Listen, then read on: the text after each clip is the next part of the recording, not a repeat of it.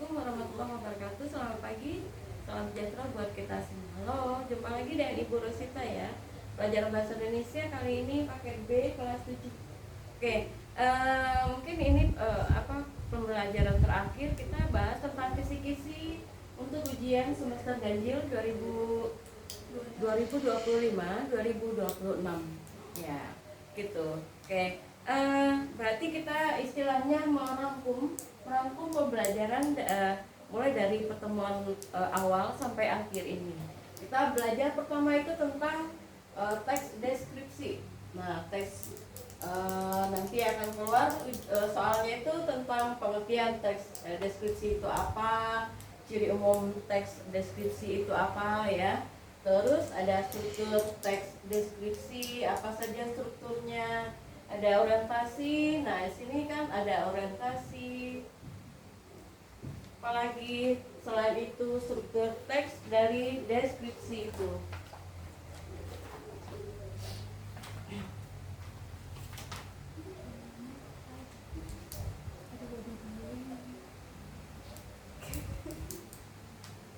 Ada deskripsi bagian, nah ini dan lain-lain. Deskripsi bagian. Dan terakhir adalah bagian kesan atau kesimpulan. Nah, ini dia. Lalu ada jenis pengembangan teks deskripsi. Jenis pengembangannya apa saja? Jenis pengembangannya yaitu deskripsi bagian berdasarkan ruang, lalu deskripsi bagian berdasarkan anggota bagian objek, deskripsi bagian berdasarkan proses sesuatu berlangsung. Terakhir deskripsi bagian berupa pemfokusan. Ya, berarti di sini ada bentuk atau berisi bagian yang disukai dari bagian yang dideskripsikan. Oke, yang terakhir adalah nanti ciri penggunaan bahasa dalam deskripsi. Ciri penggunaan bahasanya yang pertama itu menggunakan kata khusus, menggunakan kata dengan emosi yang kuat, menggunakan kata konkret untuk memperjelas pendeskripsian, menggunakan kalimat terperinci, lalu menggunakan kalimat yang melibatkan panca indera. Berarti panca indera apa saja? Mata, perasa dan ini ya, dan penglihatan gitu ya. Terus menggunakan konjungsi atau kata hubung. Nah, konjungsinya apa saja itu nanti dibaca. Terakhir menggunakan kata berimbuhan. Kata berimbuhan ini bisa dia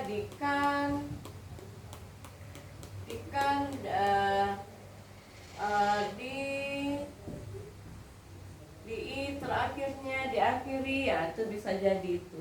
Oke, itu bagian tentang deskripsi. Nah, yang kedua kita pernah belajar tentang cerita imajinasi. Imajinasi itu adalah daya khayal. Nah, nanti kalian pelajari tentang pengertian imajinasi itu apa, terus jenis cerita imajinasi itu apa saja, lalu ada unsur ekstrinsik, intrinsik ya. Unsur intrinsik adalah di dalam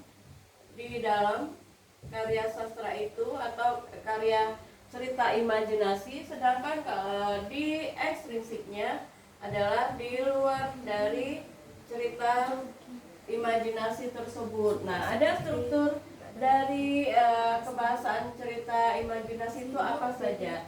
Nah, kalau unsur intrinsiknya berarti kita bahas tentang alurnya apa gitu, alur, temanya apa, nah dan sebagainya. Tuh, yang tentang berhubungan dengan intrinsik. Kalau ekstrinsik berarti yang di luar karya sastra berarti apa saja. Nah, sudut pandang dan sebagainya. Ini adalah unsur nilai.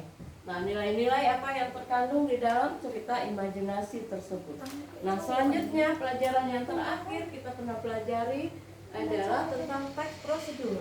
Nah, di dalam teks prosedur nanti kalian harus belajar mengenai pengertian teks prosedur itu apa pengertiannya, lalu ciri dari teks prosedur itu apa saja, kemudian ciri penggunaan bahasa dalam teks prosedur. Nah, ciri penggunaan bahasa dalam teks prosedur ini bisa jadi penggunaan kalimat perintahnya apa, penggunaan bentuk pasifnya apa, penggunaan kriteria atau batasan, penggunaan kata keterangan cara, alat, dan keterangan tujuan dan lain sebagainya. Itu termasuk di dalam teks prosedur.